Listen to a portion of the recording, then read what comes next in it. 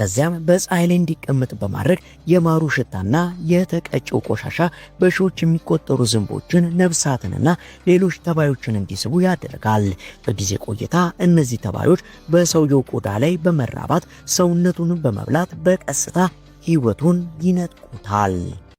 ሰባተኛ የእሾህ ወንበር።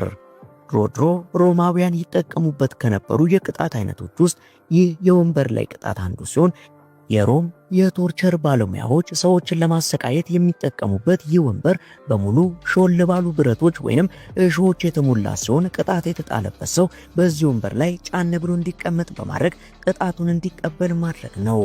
ይህን ጊዜም እሾሆቹ ሰውነቱ ላይ ህመም በመፍጠር ስቃዩን የሚያበዙት ሲሆን ለሮማውያኑ ግን ይህ ስቃይ ብቻ በቂ አይደለምና ይባስ ብሎም ከወንበሩ ስር እሳትም ጭምር የሚያነዱበት ሲሆን እሾሃማው የብረት ወንበርም ሲሞቅ ተቀጪውን በእሾህ ከመውጋቱ ባለፈ ሰውነቱ በሞቃታማው ብረት እንዲጠበስ ይሆናል።